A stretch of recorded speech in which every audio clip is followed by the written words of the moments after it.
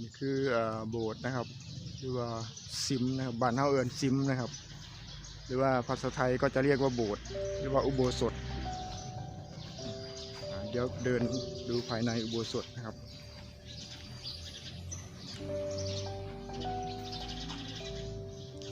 อุโบสถหลังนี้สร้างเมื่อวันที่ 21 พฤษภาคม 2531 นะครับแล้วเสร็จวันที่ 31 มกราคม พ.ศ. 2536 นะครับรวมเป็นระยะเวลาการก่อสร้างนะครับก็ประมาณ5 ปีนะครับผมสิ้นค่าก่อสร้างทั้งหมดก็คือ 1,239,228 บาทนะครับณสมัยนั้นนะครับแต่ถ้าสมัยนี้คงประมาณก็คงจะประมาณ3 ล้านนู่นแหละครับ2 ล้าน 3 ล้านนี่เลยครับเบิ่งบรรยากาศรอบๆโบสถ์ไปนำกันครับผมอันนี้คือด้านทิศเหนือนะครับด้านนี้เป็นด้านทิศเหนือนะครับผมอากาศทั้งสุดเป็นตะวันออกนะครับจะมีตะเวนซองมานะครับผมด้านนั้นก็จะเป็นด้านทิศตะวันตกครับอันนี้ก็จะเป็นพระธาตุของหลวงปู่ที่เพิ่นก่อตั้งวัดครับเป็นพระธาตุเป็นเจดีย์ของหลวงปู่ผึ่งนะครับปู่ก่อตั้งวัดนะครับ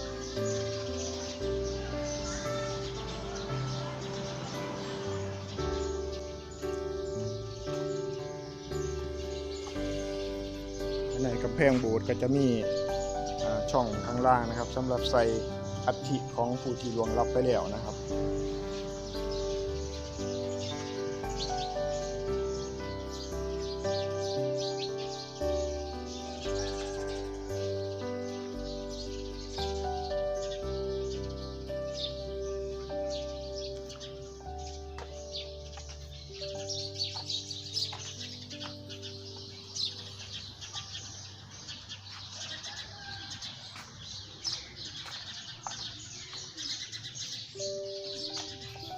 ประตูด้านนี้ก็จะเป็นประตูด้านทิศใต้นะครับผมด้านทิศใต้ของวัดนะครับ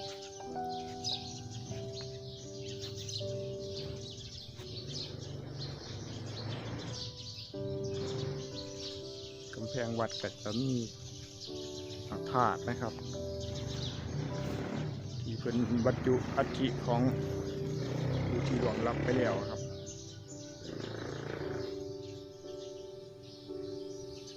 อันนี้ก็จะเป็นบริเวณกุฏินะครับกุฏิของพระสงฆ์องค์เจ้านะครับอันนี้ก็คือหอกองเพลนะครับ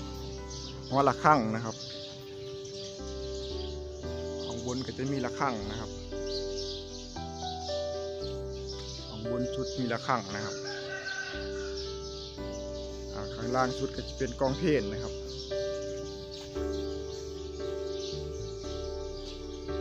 ไปดูน้ำกันเลยครับเพื่อนพี่น้องๆนะครับเบิ้งน้ำกันครับอันนี้เป็นระฆังอันเก่านะครับที่เพิ่นเฮ็ดจากเอามาจากชิ้นส่วนระเบิดนะครับเป็นชิ้นส่วนของลูกระเบิดสมัยสงครามครับน่าจะเป็นยุคสงครามอินโดจีนหรือว่ายุคสงครามโลกผมก็บ่ทราบได้นะครับแต่ว่ามันเป็นระเบิดนะครับระเบิดหนักหลายปอนด์นะครับกองเพลนี่ก็เป็นกองเก่านะครับเป็นกองเก่าตั้งแต่คุณล่ะครับก็ตั้งวัดขึ้นมาคุณล่ะครับ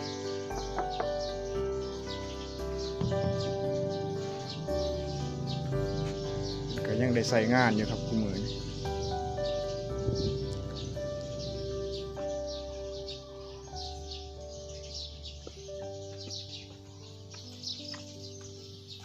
อันนี้คือต้นสาระครับเป็นต้นสาระครับที่เพิ่นนำมาจากประเทศอินเดียนะครับนำมาปลูกที่วัดปลูกได้หลายปีแล้วครับมันก็ออกหมากออกดอก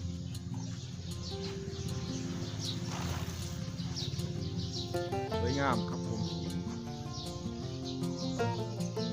สวยงาม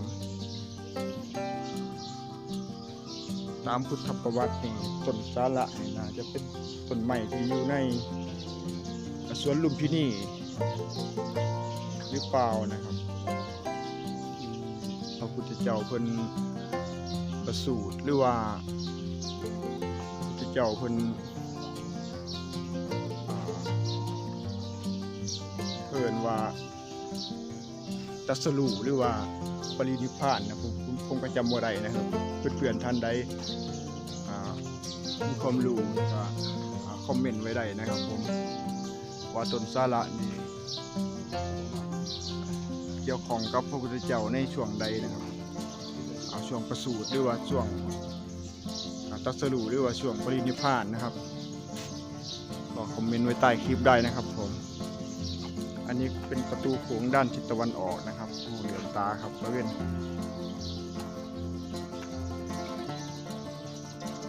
ครับบรรยากาศภายในบริเวณวัดก็จะประมาณนี้แหละครับ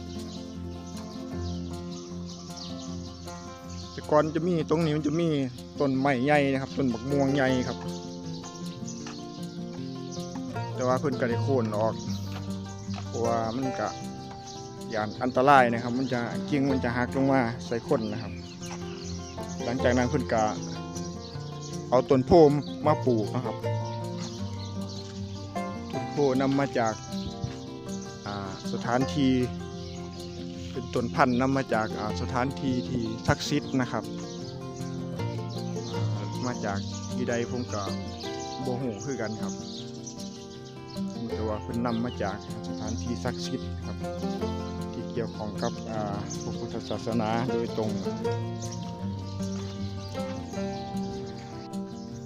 นี่ก็จะเป็นด้านทิศตะวันออกของวัดนะครับภายในบริเวณวัดก็จะมีกุฏินะครับมีศาลานะครับอันนี้ก็จะเป็นสุ่มเป็นลงสำหรับเวลามีการมีงานนะครับเวลามีการมีงานก็จะใส่เป็นสถานที่รองรับแขกผู้หลักผู้ใหญ่นะครับหรือว่าพระสงฆ์องค์เจ้าขึ้นมารวมในงานพิธีต่างๆนะครับผม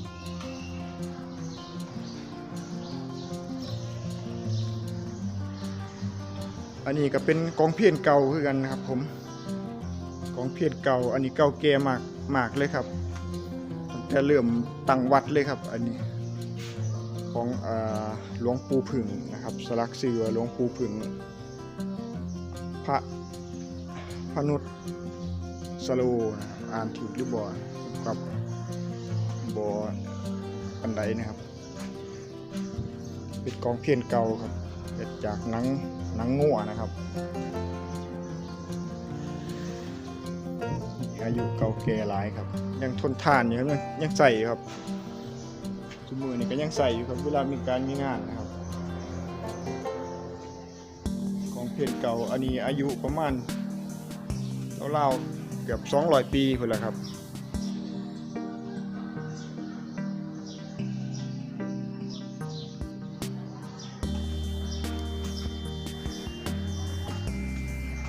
นี่ก็จะเป็นกุฏิของเจ้าอาวาสเพิ่นครับ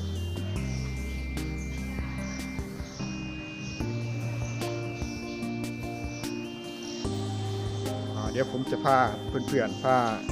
พี่น้องๆมาเบิ่งด้านทิศเหนือนะครับด้านทิศเหนือของวัดของกำแพงวัดนะครับก็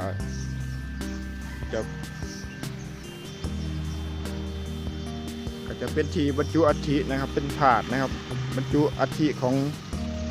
ผู้ที่ล่วงลับไปแล้วนะครับก็บ่มีหยังครับด้านทิศเหนือก็จะมีบ่มีประตูแต่ว่าเป็นบันไดนะครับเป็นบันไดขึ้นลงนะครับต่อไปก็จะเป็นหลังวัดก็จะเป็นทุ่งไร่ทุ่งนานะครับ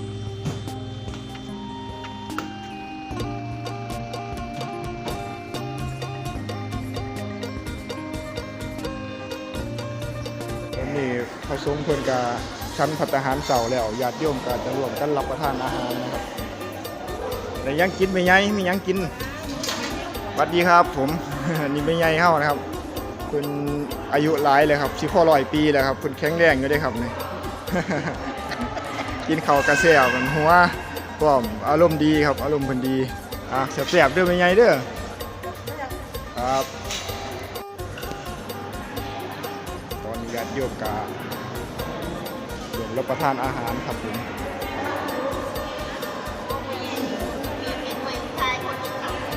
ทายคนกินข้าวนี่ละเรากล่องแน่ลูกรอส